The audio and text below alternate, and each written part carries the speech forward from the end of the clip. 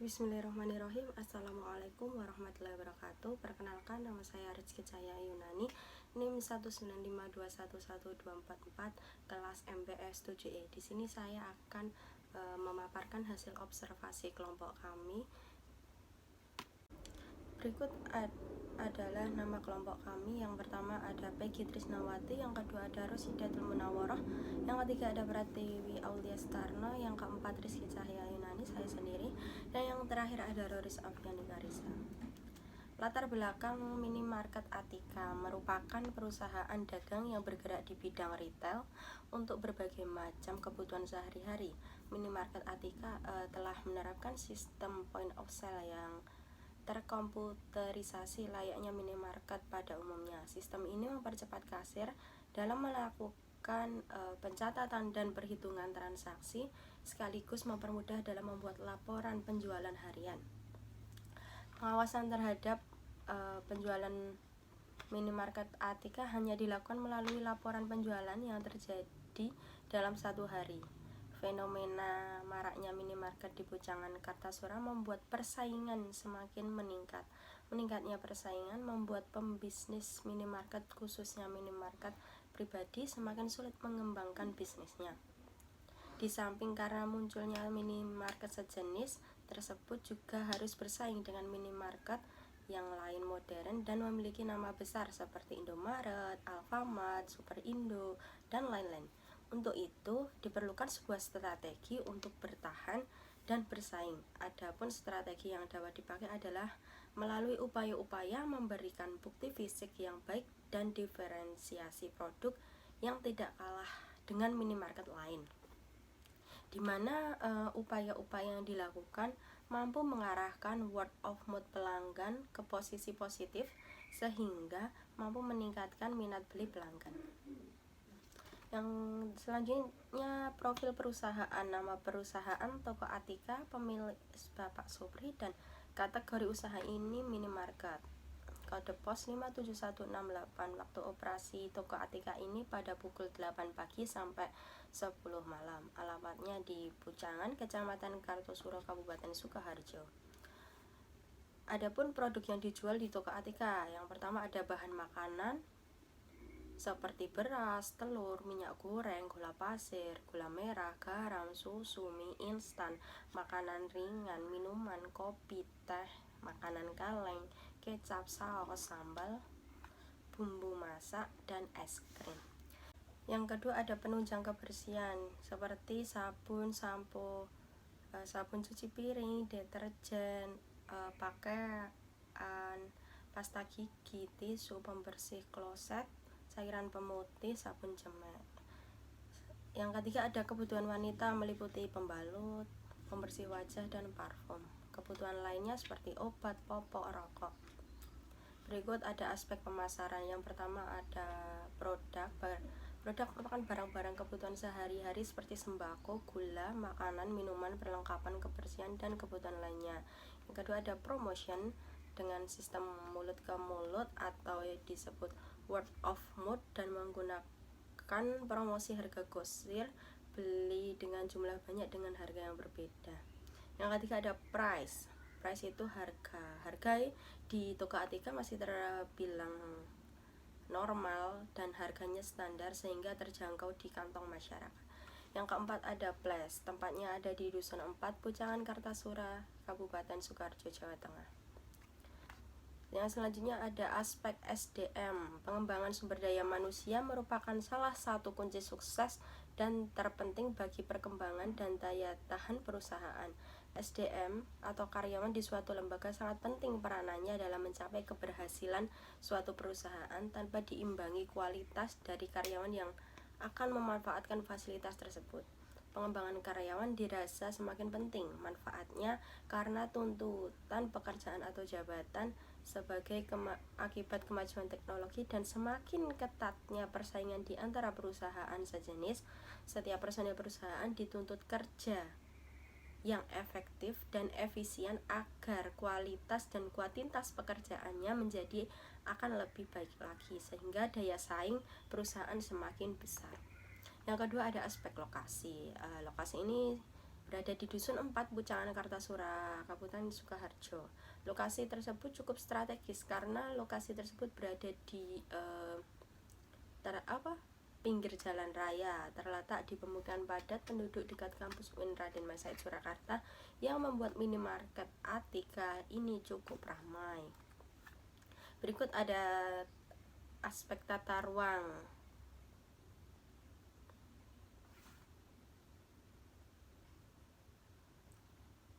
Lanjut, manajemen relasional bisnis retail. Bisnis retail merupakan yang sulit melakukan diferensiasi dan membutuhkan upaya relasional untuk mewujudkan retensi dan loyalitas pelanggan. Menurut Ode Kerken, upaya rasional merupakan usaha aktif partikel dalam memberikan kontribusi terhadap harapan konsumen untuk mewujudkan retensi pelanggan melalui penyampaian produk inti dan layanan sehingga terjalin relasi yang berkelanjutan.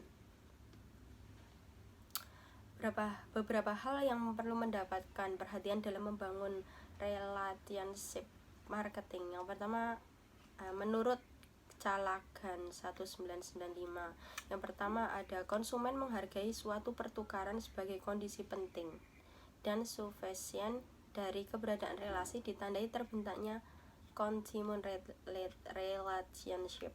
Yang kedua, tidak ada hubungan yang akan tetap ada tanpa perasaan konsumen bahwa relasi tersebut memang benar-benar ada. Yang ketiga, ada eksistensi relationship. Terjadi jika pembeli menerima pertukaran dengan penjual sebagai interaksi potensial masa lalu dan yang akan datang. Atas dasar pertimbangan tersebut diharapkan terwujud outcome relasional, yaitu trust, percaya, komitmen, buying behavior, dan relationship satisfaction. Yang selanjutnya ada analisis perilaku konsumen. Faktor kebudayaan. Yang pertama ada faktor kebudayaan, hubungan faktor budaya dengan keputusan pembelian. Budaya, subbab budaya dan kelas sosial sangat penting bagi perilaku pembelian. Budaya merupakan faktor penentu keinginan dan perilaku seseorang paling mendasar. Dengan kata lain, merupakan faktor paling utama dalam perilaku pengambilan keputusan dan perilaku pembelian. Yang kedua ada faktor sosial. Hubungan faktor sosial dengan keputusan pembelian. Setiap manusia dalam kehidupan sehari-hari selalu bersosialisasi atau berhubungan dengan orang lain, baik secara langsung maupun tidak langsung. Interaksi yang terjadi secara terus-menerus dapat mempengaruhi perilaku pembeliannya. Yang ketiga, ada faktor pribadi. Hubungan faktor pribadi dengan keputusan pembelian. Faktor pribadi merupakan cara mengumpulkan dan mengelompokkan konsistenan reaksi seseorang individu terhadap situasi yang terjadi. Yang keempat ada faktor psikologi. Hubungan faktor psikologi dengan keputusan pilihan pembelian seseorang dipengaruhi oleh 4 faktor psikologis utama, yaitu motivasi, persepsi, pengetahuan, keyakinan, dan sikap. Berikut hasil wawancara terhadap perilaku konsumen. Yang pertama terkait promosi, termasuk faktor psikologi. Yang kedua ada kepuasan berbelanja, ruangan bersih, itu termasuk faktor pribadi. Yang selanjutnya ada kepuasan dan ruangan bersih, itu termasuk sosial. Yang kedua ada promosi, itu termasuk psikologi. Langsung saja di kesimpulannya, faktor budaya itu terdiri dari konsumen mengikuti keluarga sering berbelanja. Yang kedua ada faktor sosial, terdiri dari konsumen mengikuti teman-teman berbelanja. Yang ketiga, faktor pribadi terdiri dari konsumen keputusan belanja, dekat dengan rumah, ruangan bersih, barang aman, barang rapi, pelayanan sopan, dan produk berkualitas. Yang terakhir ada faktor psikologis, terdiri dari konsumen sering berbelanja ketika ada barang promosi sehingga dapat barang yang lebih murah. Selanjutnya ada analisis pengelolaan bisnis. Yang pertama, perencanaan pembelian barang dagangan. Mengapa sih perencanaan pembelian barang itu sangat penting? Karena perencanaan barang yang baik dapat memberikan keakuratan dalam menentukan apa yang sebaiknya kita beli bagaimana menyimpannya, kapan barang itu datang, dan kapan membeli lagi atau bagaimana kita harus memajangnya. Yang kedua, mengenai kategori barang dagangan. Pada saat aneka ragam barang dagangan semakin bertambah, pebisnis retail harus mengelolanya dengan melakukan pengelolaan barang-barang tersebut dengan alasan sebagai berikut. Yang pertama, menyediakan suatu sistem pembukuan. Yang kedua, mewujudkan sistem pengontrolan inventory dan pesanan. Yang ketiga, mengorganisir barang sehingga para konsumen dapat menemukan barang yang mereka butuhkan dengan mudah. Menurut Usman Thoyib 1998, kategori yang telah dikembangkan pebisnis retail untuk memenuhi kebutuhan konsumen adalah: yang pertama, barang kebutuhan pokok atau barang fashion. Barang-barang pokok adalah produk yang secara konstan diminta dan tidak sering terpengaruh oleh perubahan-perubahan fashion, misalnya bolpen, pensil, dan lainnya. Yang ketiga, ada identifikasi item dan supplier. Identifikasi item dagangan merupakan proses pengelolaan dan sekumpulan data dari suatu item dalam assortment yang membedakan item yang bersangkutan dengan item lainnya. Identifikasi supplier merupakan proses penanganan data berkaitan dengan supplier yang memasok barang dalam assortment retail. Menurut C.W. Utami, ada alasan-alasan untuk menjawab mengapa sih diperlukan item baru yang harus dijual dalam sebuah toko. Yang pertama, permintaan pasar atau permintaan konsumen. Yang kedua, penawaran produk. Yang ketiga, diferensiasi. Dan keempat, margin yang lebih baik bagi toko. Yang kelima, untuk meningkatkan produktivitas dari ruang pajang. Yang selanjutnya ada menentukan persediaan produk. Semakin tinggi persediaan barang dagangan, maka semakin besar jumlah stok dagangan. Memilih jumlah cadangan yang tepat adalah kunci sukses dari proses perencanaan keberagaman. Karena jika cadangan terlalu rendah, maka retail akan kehilangan penjualan dan pelanggan. Nah, selanjutnya ada penetapan harga. Metode penetapan harga BEP disebut juga penetapan harga berdasarkan titik pulang pokok, di mana penetapan ini berorientasi biaya, yaitu harga ditentukan dengan menambah persentase tetap pada biaya atau harga barang dagangan. Penetapan harga ini komponen utama margin laba bersih, yaitu persentase margin laba kotor. Margin kotor ditambah penjualan bersih. Yang selanjutnya ada tujuan penetapan harga. Yang pertama, pembentukan citra seperti market leader yang mampu menentukan price leader. Yang kedua, percepatan penjualan. Yang ketiga, ada promosi.